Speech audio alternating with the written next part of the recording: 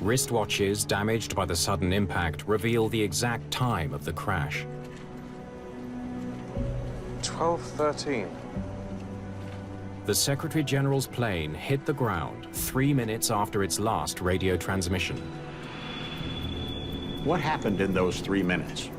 Where were they in those 3 minutes? Do we have witnesses? Do we have a direction? What can we tell happened there? And indeed, was there a possibility of some interdiction from an outside force? Perhaps ground fire, somebody trying to shoot down the airplane, or from the air? Your light's in sight. Overhead Andola descending. Critical questions about the flight's final moments will not be answered by a voice or data recorder. The DC-6 was not equipped with either.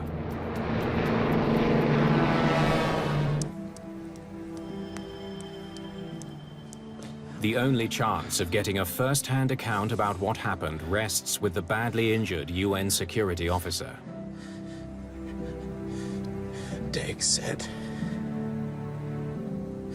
"Go back." Harold Julian's few brief words are astounding. It blew up.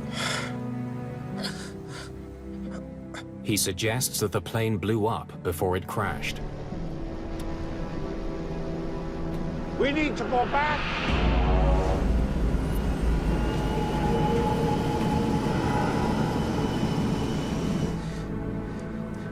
Then there was the crash. He was not in good shape after the accident. He had heavy medicine and so on. So it's hard to measure the value of his statement. Investigators hope Julian will provide more details after he recovers, but he never does. He dies 5 days after the accident. Did it really blow up before the crash, like he says? Could a missile or bomb have taken down the Secretary General's plane? The separatist rebels do have a fighter jet capable of shooting down a DC-6. A French-made Fouga Magister has been attacking planes in the region. The Fouga could have been waiting for the DC-6. They could have used force. Investigators study the pilot's handbook for the Fouga. They discover that the fighter's maximum combat range is 419 kilometers, or 260 miles. It's a key finding because the nearest fighter base is almost 425 kilometers away. There's no way a fighter jet took off from this base, shot down a plane here, and then made it back to the base safely. The possibility of a Fouga fighter in the middle of the night finding this aircraft, shooting it down, returning to its base, it didn't fit the conditions that were there on that given night.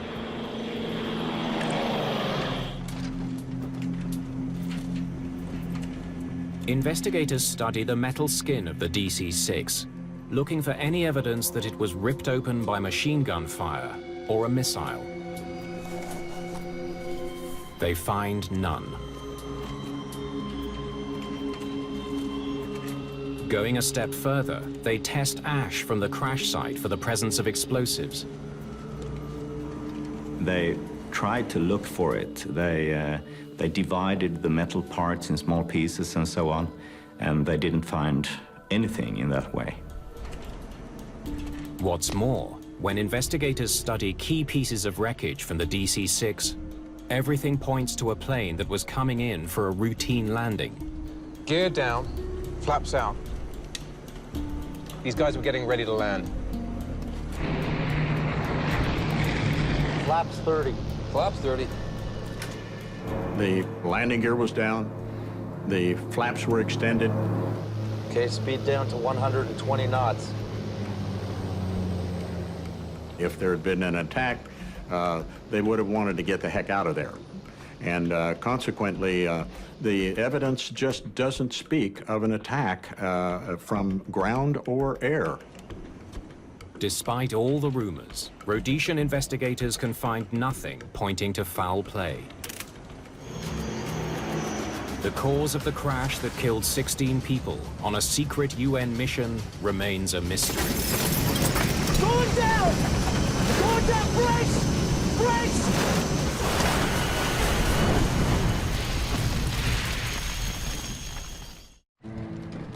11 days after the accident in Ndola, dignitaries from around the world gather in Dag Hammarskjöld's hometown of Uppsala for a state funeral. The wreath placed by his family contains a single word: why? It was devastating. Hammarskjöld was a person of utmost integrity.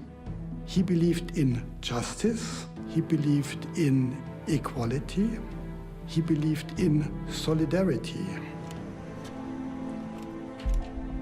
Digging into the Albertina's maintenance records, investigators make a disturbing find. Bullet hole in engine number 2. That's not something you see every day. Just hours before the DC-6 took off for Ndola, the plane was hit by gunfire. There were issues with groups that would fire at aircraft on the ground, trying to disrupt things. Mechanics repaired damage to an engine, and the plane was deemed fit to fly. The discovery leads investigators to wonder. So, just how badly damaged was that engine?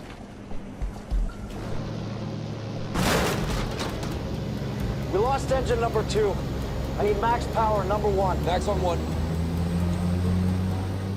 Perhaps the damaged engine failed at a critical moment, causing the Albertina to suddenly lose altitude.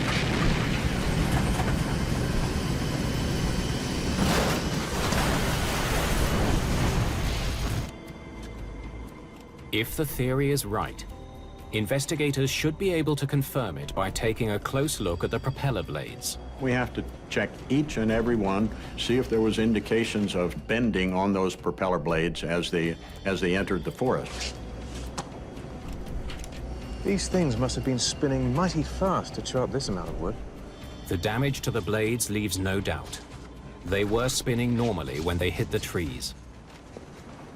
They are all quite symmetrical and indicative of power plants that were fully operational as the crash took place. Well, it can't be engine failure. The bullet damage to the engine did not cause the crash.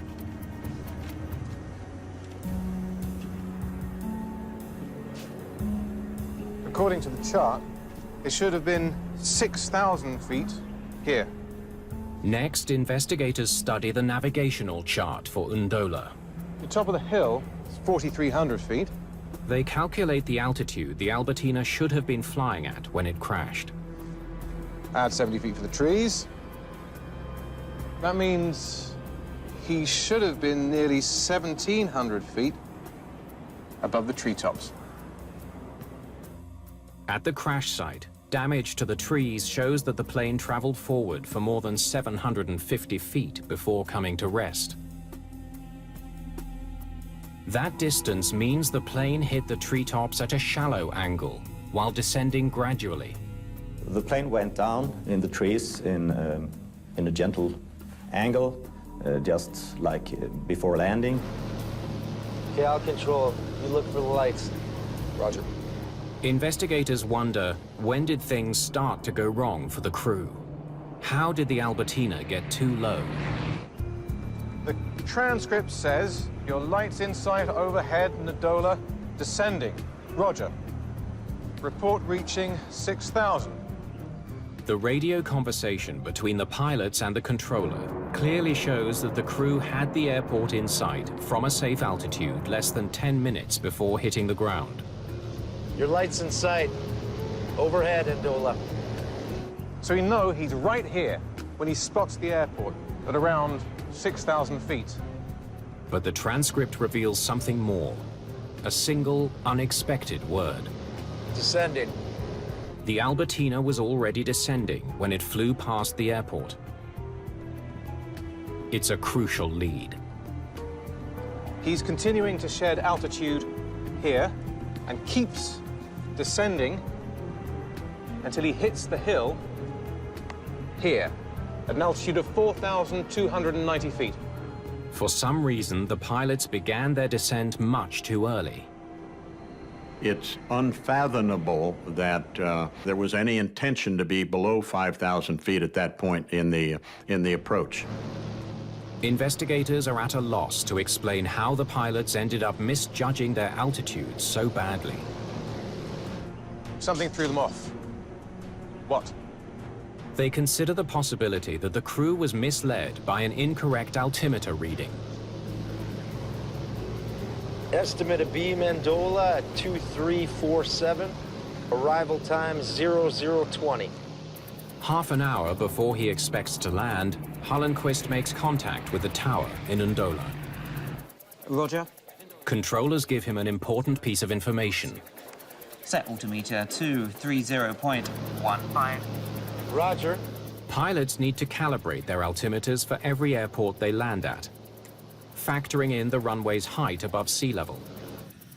The settings of the barometric pressure around the airfield were provided by the tower, and that needed to be translated from millibars to inches and placed in the window, the little adjustment window of the altimeters. They examine the instruments, looking for any sign that the crew dialed in the wrong altimeter setting for Ndola. A set of numbers showing barometric pressure provides an answer. The investigators checked the 3 altimeters in the plane. They found that the altimeters were working at the time and correctly set. There was nothing wrong with the altimeters. It's another dead end.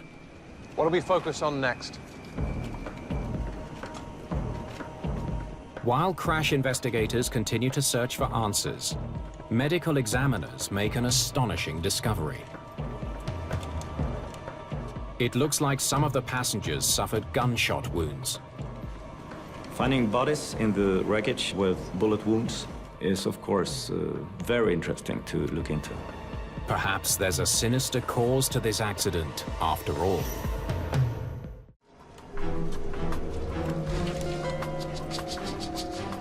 Investigators sift through dirt from the crash site where a critical UN peace mission ended in flames. They find more evidence of gunfire, shell casings, and a total of 342 bullets recovered from the bodies of the victims or nearby. Were they fired on board the plane or from outside? Investigators need to know. Ballistics experts work to find the answer. When a bullet passes through the barrel of a gun, it spins. The spinning action marks the bullet with telltale marks called rifling. But ballistic testing reveals yet another surprise. None of the bullets have any signs of rifling. They were never fired from any gun. We tested every one. The persons who were wounded by the bullets also carried bullets because they were like guards. So they had ammunition on them.